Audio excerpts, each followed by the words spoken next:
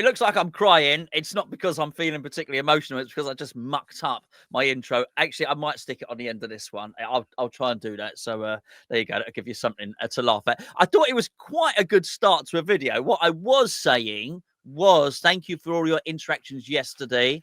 It's international break. We're very grateful for them. Mark sent his in yesterday. He was talking about apathy. I'll be honest. I didn't think I was expecting much of a response. It's got a big response. That's not very good for West Ham. Thanks for that, Mark.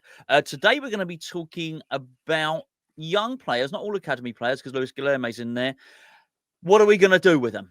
More to the point, what's Graham Potter going to do with them next season? Decisions need to be made. We're going to discuss that with Gio, my friend next to me there. Yeah, Paddy sent a question in over on Patreon. He said, following Scarles' breakthrough into the first team, how about a tier list rating the chances of our other promising youngsters at the club? Or if you don't fancy a tier list, just a roundup of our most promising youth players would do the trick. There we go. That's exactly what we're going to do, Paddy. Not as a tier list, but yeah, we just have a little chat about it, actually. Right, who have we got to talk about, Gio? Who are we talking about today? Well, let's just go with the easiest one first of all and say Ollie Scarles. Well, what do we want to do with him next season? I think this one's really easy. Let's keep him in and around the first team. I think, regardless of whether we give Creswell a new contract or not, I think he should be there. Regardless of whether or not we sell Emerson and bring in a new left back / left wing back, he should be there. There's no scenario in which I think we should loan out Ollie Scarles unless we were to bring in two really strong left-sided defenders, which I don't think we need to do, but also I don't think we should do. The pathway at the moment is here for Scarles to get in the first team and stay in the first team. And I think it's important we still have that opportunity for him. I think the worst thing West Ham could do this summer was bring in two left-sided players, sell Emerson, bring in two players and block Scarles' opportunity, because it sends a message to everyone and it wouldn't be a good one. Yeah, I mean, I'm quietly confident we will get Kyle Walker-Peters, not because I just am. I just think it's going to happen. Not any in the know stuff or anything like that. I just think it's going to happen. Scarles has to stay. I completely agree with you, Gio, on that. He's got such an excellent technique for timing his tackle. It's very, very good, and I feel the development of his more attacking parts of his game are there. I feel they're there. He just has to get the experience and the confidence to use them. He's got a hell of a cross and he's got a hell of a shot. I think once they start coming into play, then he's going to start, giving us something else going forward. As I say, in terms of tackling, interceptions, didn't he make that game where he played a game? It's possibly Arsenal, and he equaled the record for the season, which was 6 successful interceptions and tackles on something like that. It was along those lines, and it hadn't been done for over 12 months since maybe Ndidi, maybe Gay against Spurs. Yeah, Idrissa Gay, yeah, that was it. So I mean, he's clearly got what it takes. I do think it gives us flexibility if he brings in Walker-Peters as well. And I think because you've got both Walker-Peters and Wan-Bissaka can play that left side if they need. They can both cover the right. There's enough flexibility there. And the other thing I'd probably do, just to factor that in, is bring Robinson. Will have finished his loan. Of all the players I've seen in the youth academy, he is the one that would suit Potter's, the way Potter wants to play right wing back. He's already in the academy. I think that I'd be quite happy. Got no European football. I'd be quite happy to go with that. Yeah. Right then, let's go to Freddie Potts then. Signed a new contract at West Ham this week, a long-term deal. Successful loan spell currently at Portsmouth. Is it time to bring him into the first team, or do you think he needs another loan spell? Or should, if you want to, you don't have to, but should we cash in? Should we make some money on him? No, because I think if you cash in, cash out now, you're probably not going to get the best value. I think what you do is if you cash out on him now and you sell him for, I don't know what it would be, 6 million or whatever the case may be, I think he bites you in the arse. I think someone buys him, Sunderland buy him or something, and then you find that they're selling him for £20 million in a couple of seasons' time or something. I don't want to sell him. I wouldn't send him out on loan. I think he's done it. Player of the season at Wickham, League One last season. This season, really, we don't know if he's going to be player of the season for Pompey. Plenty of man of the matches. Looks very impressive as well. He's done whatever it is you want to ask somebody to do from their loan stints. We've not been very good at it at West Ham. This one has worked. Well, they both worked, both this season and last season. I think it's now time for him to have a go at being a squad player. He's probably, I don't know, he's probably played 80 professional games or something like that. That's cool. That there's your apprenticeship. Let's bring him back and see what he can do next season. Yeah, completely agree. I think there's a vacancy as well because obviously the club are under pressure to get Guido Rodriguez out, and they are under pressure because he's on a large salary. And I think my prediction is we'll end up loaning Rodriguez out and covering some of his wages, and it'll be a similar Kurt Zuma thing, which is let's look at it as a saving rather than we're still paying some of his salary. And I think the replacement for him is Freddie Potts. If you look at the first team as it is right now, and if you were to agree that numbers wise, it's actually quite a solid team. It's just the ability and the personnel needs change. So if you can take Rodriguez out and put Potts in, wonderful. You've replaced Rodriguez, not spent a penny. Like you said, he's done his apprenticeship and he deserves a crack. And the worst case scenario, he's not getting into the team or he's got into the team and he's struggled. You can still use him in the 21s, but also come January, you can loan him out to the Championship. There will be a load of takers for him as well. So certainly for the first half of the season, I want to see Potts at West Ham getting an opportunity and seeing if he can crack it, because we know he can smash it in League One. We know he can do it in the Championship. It's can you step up to the Premier League? Well, you don't have to come in and play week in, week out, but can you play a role in this Premier League squad? I think so. We'll find out. I want to find out as well. So he's definitely a keep. What about Lewis Orford though? Because obviously, if you're going to retain Potts, do you keep him around the team as well, or does this mean that he has to then go out on loan and begin his apprenticeship? It's exactly right. I don't think that Orford needs to do the double season that Freddie Potts did, particularly. So I'd get him straight in the Championship. He is, he's captained England under 18s, isn't he? So I think his progression could be fast tracked a little bit quicker than Potts. I would keep a recall option on him, like we had with Potts in January. So you've got that little window there to bring him back if need be. But yeah, I think he would really benefit. I think these players, we're going to talk about some others later on, but I think these players really benefit from going out and playing football. I think they mature. I think they grow. And there's a reason that so many of these players are in Premier League academies. It's because they are the cream of the crop. They do play for England under 18s, under 20s, whatever the case may be. So you would expect them to go into the lower leagues and play well. And you look, we've all read the comments about Freddie Potts from, well, I say we all have, not everybody has, but if you are of an inquisitive nature, you might have gone and sort of sought out comments from Portsmouth fans of what they think of Freddie Potts, and they say things like, "Well, West Ham have got quite some player here," and you know, it's nice to hear it. They're pleased to have the player, but there's an envy there as well, and it's very much, I wish we could produce someone like that. I think you'd probably have the same with Orford. Probably might even be a nice thing to actually send him to Portsmouth and say, look, we're going to. We'll have Freddie back. You've done such a good job. You've really looked after him. We'll now look after you. We're happy. Maybe, maybe we'll send you as many good players as we can, That's what I'd do. Yeah, I was going to suggest that as well in regards to Portsmouth, that there's a club there that will play players from West Ham's academy without them becoming a feeder club or having any official link up. But if you can build that relationship and that trust between each other, because at the end of the day, we had that recall clause in Potts' contract and we didn't use it. And you'd imagine when that expired, Portsmouth went, right, we've got him for the rest of the season. There would have been a moment of worry that it was coming up to January. Oh no, West Ham, don't call him back. And we didn't. I think loaning Orford out is the right thing to do. I think we're quite stacked in midfield at present with numbers, and the hope and expectation is that we'll bring in at least one central midfielder. Potts coming back as well. And Orford's struggling to get minutes in the West Ham team now, and that is with nothing to play for, with perhaps underperforming first-team players ahead of him. This West Ham team should be easy to get into at the moment. If you've been on the sidelines all season, Potter's come in. Actually, there's ever a set of circumstances you want in order to get an opportunity, it's now. And he's had some minutes. He's, offers come on under Graham Potter, but I did think at Stamford Bridge he looked like it was his first time in the Premier League. Oh, the pace of the game was just a bit quicker. It was a bit strong for him, and that's okay. He's still really young. We've got his future secured. That's the most important thing.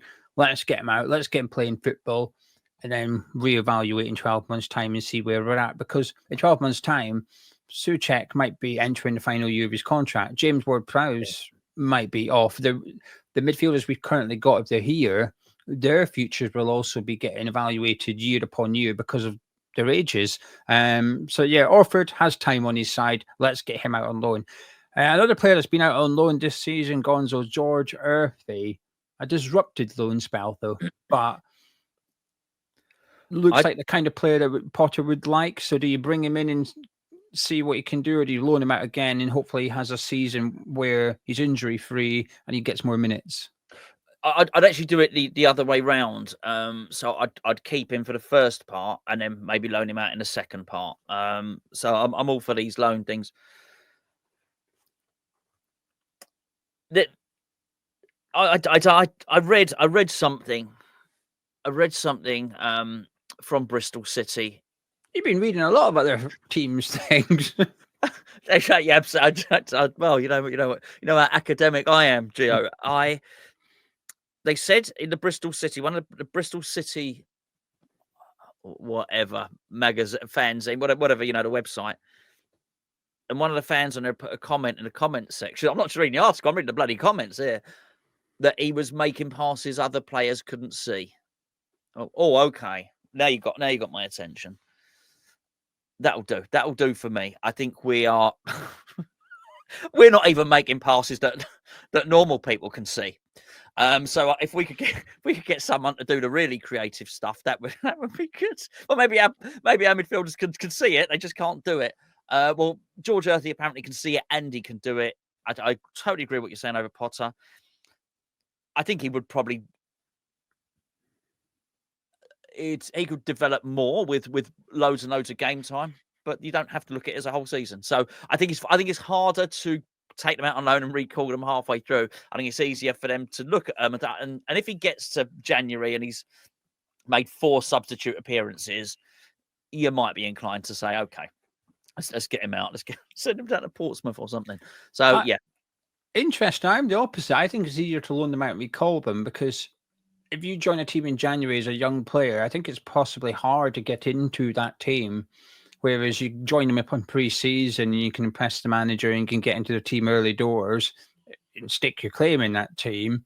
And then obviously come January, we might go, oh, we'll have them back now. Thank you very much. So I don't know if that's true. No, I guess it depends. And I suppose this comes down to getting the right loan move. So if you were to loan a player out in January, you do your own research as a club with the big question, will they get into the team immediately? Let's have a look and see who's in that player's position. Did it have an injury crisis, or is it a case of the player they're replacing is only out for a month? So what they're going to do in February, they're going to drop our player and bring that senior player back in. So interesting. With Earthy, he's the one I'm undecided on, actually. Marshall, I'm sort of 50-50 on 2 for different reasons. But the reason with Earthy, I'd keep him for pre-season. I certainly wouldn't be deciding early doors. Let Potter have a really good look at him.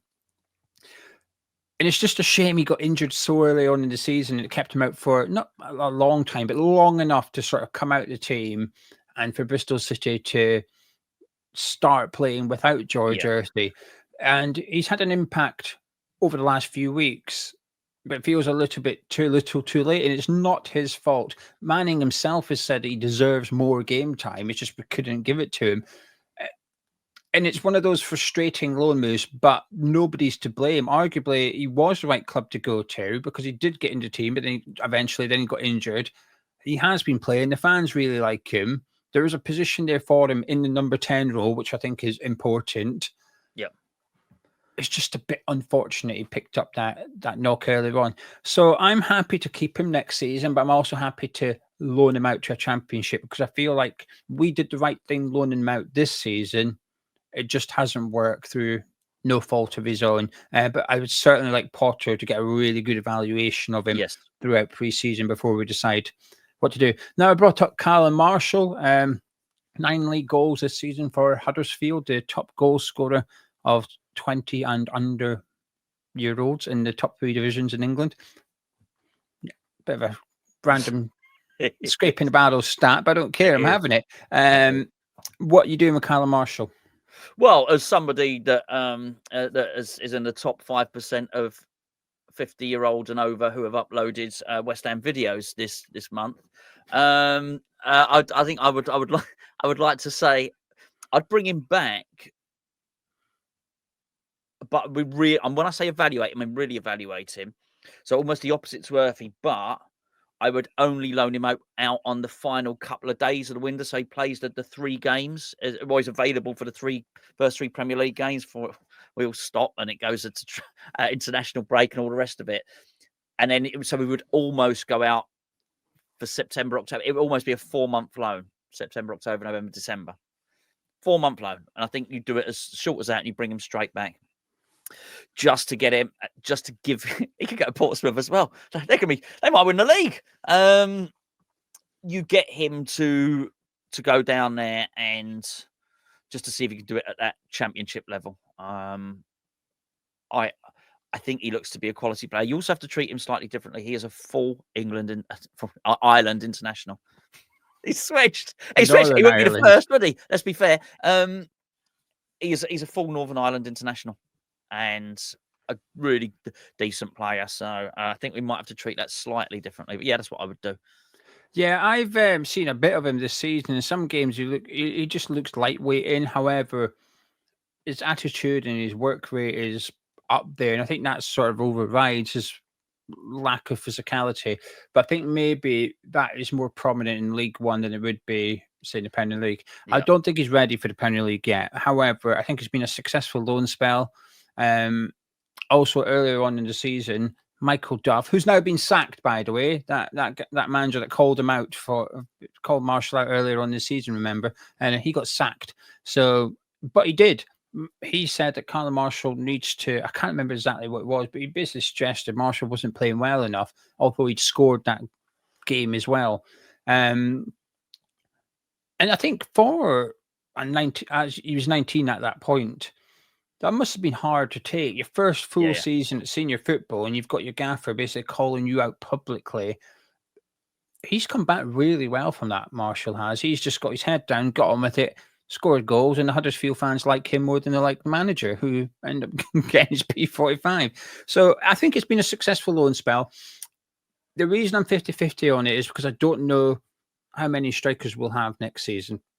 If we're going to have, say, Fulkrug, a new striker, and that's it, then I'd keep him because there's a role there for being the third choice striker, plus Fulkrug is injury prone. So quite often you will become the second striker at West Ham. And we may have a 50-60 million pound guy at first choice. And that is ideal for me, I think. But if we're going to have Fulkrug, Antonio, and a new striker, then I'd loan Marshall out and say, you're too good to be fourth choice at West Ham. It's important you're picking up minutes, but we are going to keep him around. I think it's, even if he's the third choice striker on paper, I think it's vital he's getting minutes in under 21s.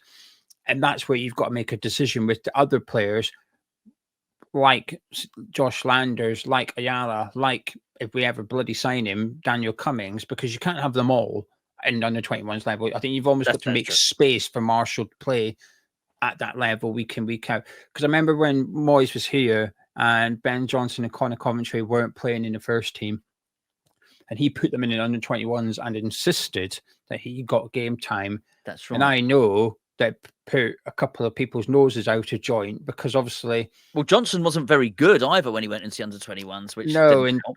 Connor Coventry took the place of someone who we've already discussed. So that person went on the bench. So he was getting no football at all, but considered a better prospect at West Ham than Connor Coventry was. And it was like, we know this guy ain't going to be here in a year's time. So why is he playing when this kid, who's potentially going to be a first team player, is now sitting out? That it can be dangerous, I think, when you start to drop players down and interfere. But I think there's a big difference between doing it with someone that's got a future at West Ham and someone that obviously doesn't have a future at West Ham. I think there's two different things there. So Marshall, it depends on the makeup of the squad. Kaelen Casey. Yeah, loan. Hard to. Well, say hard to give centre backs, young centre backs time. But you look at a guy at Bournemouth, Howson.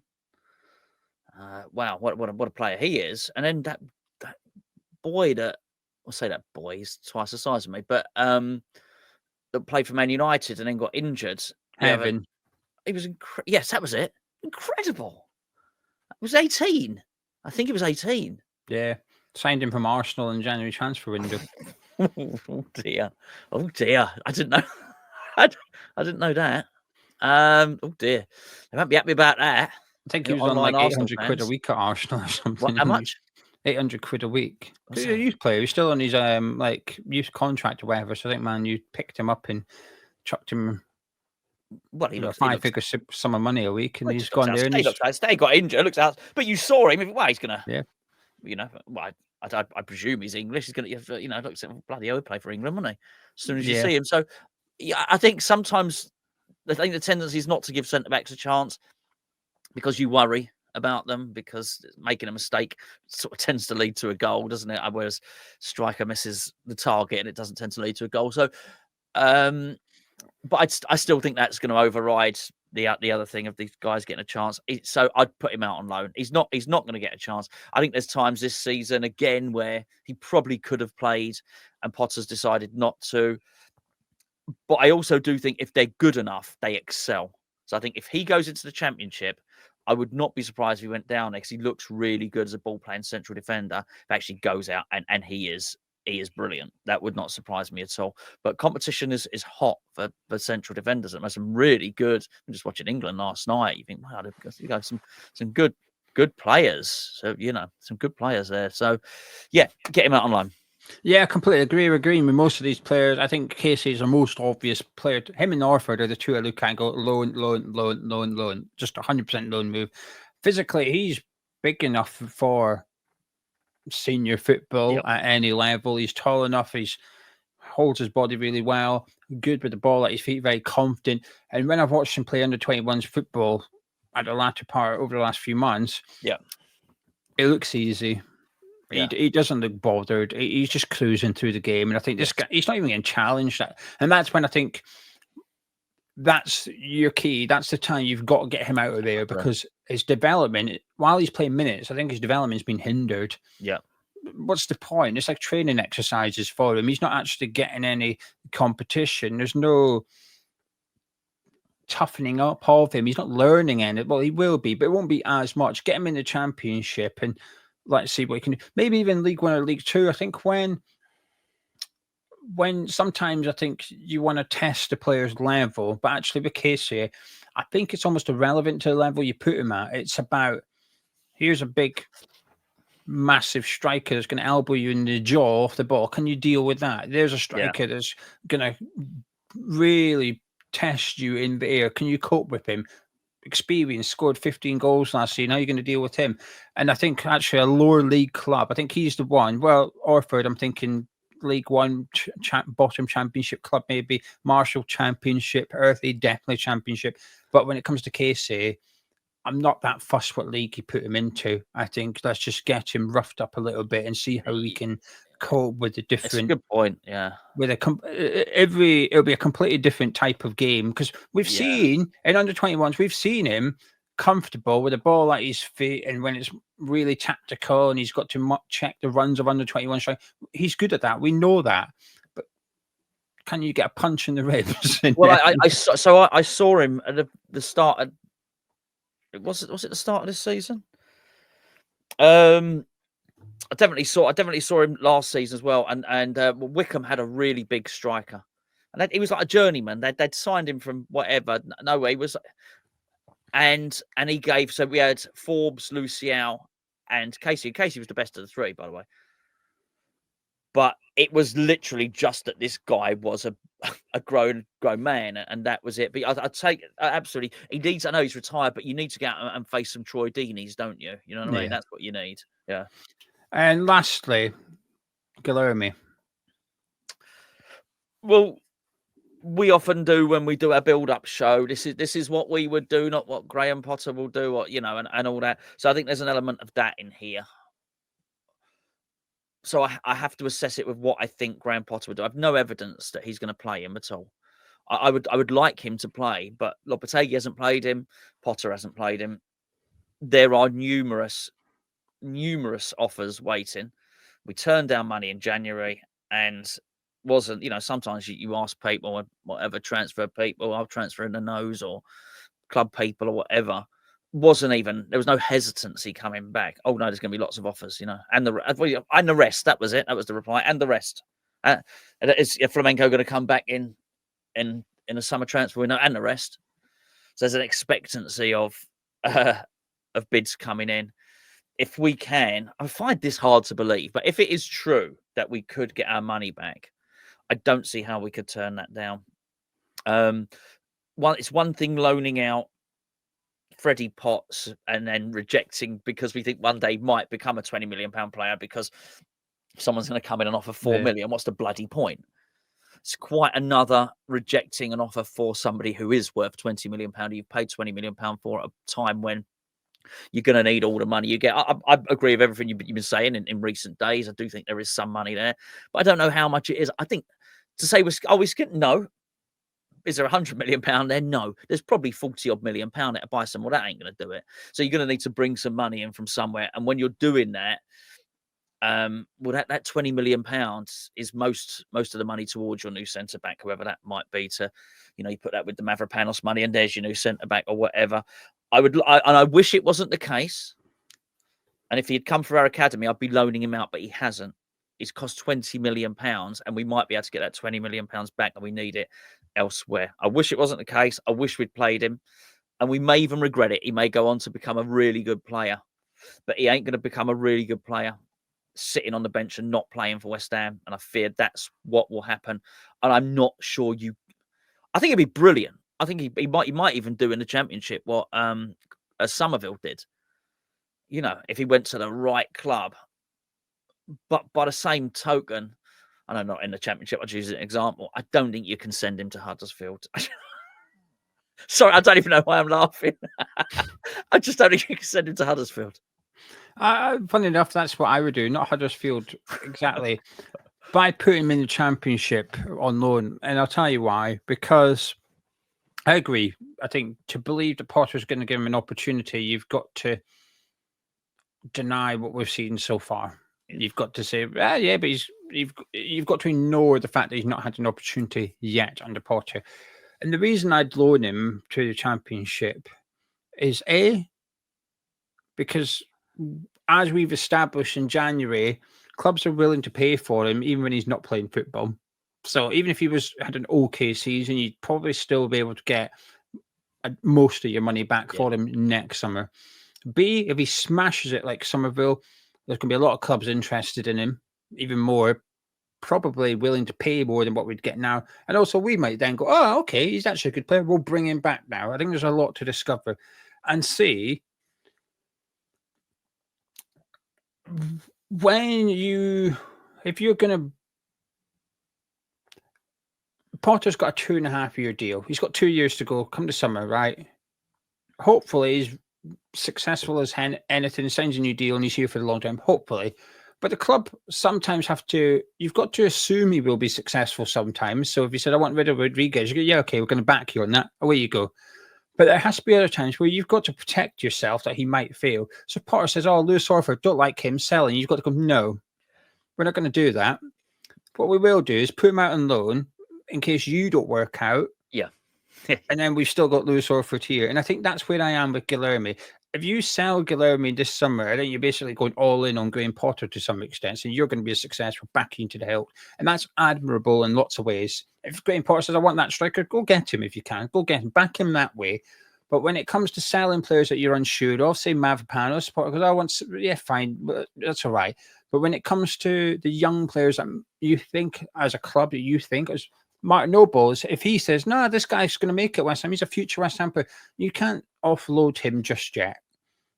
Because he's only been here a few months. We don't know if he's going to be a huge success or not. So that's why I'd keep Guilherme. However, if we do sell him, I think it's vital we get one of those, either a buyback clause in there or a sell-on fee clause in there as well, so that if he does go on to make it and he moves on for 40 million in future, we're having 10 million of that. Thank you very much.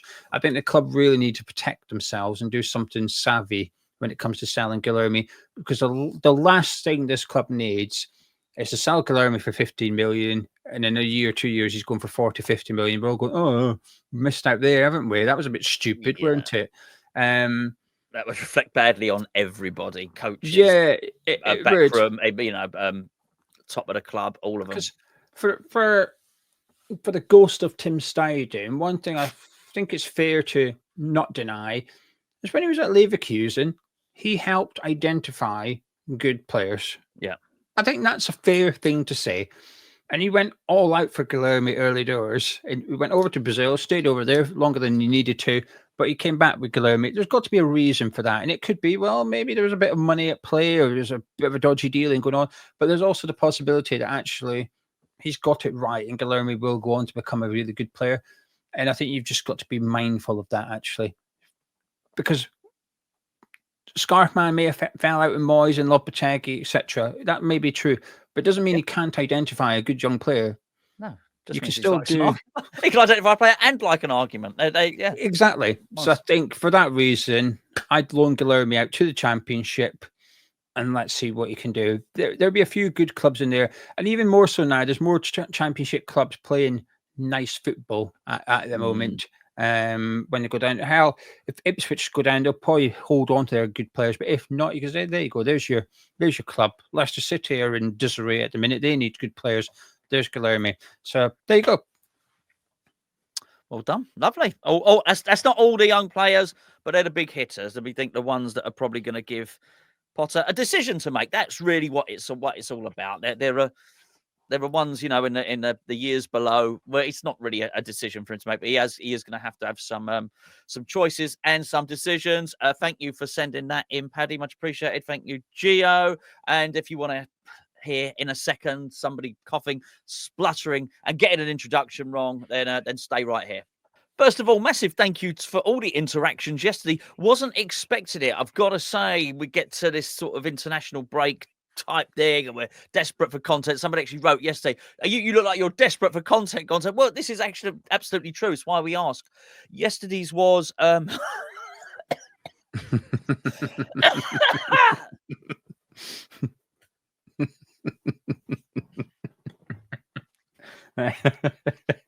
Brilliant.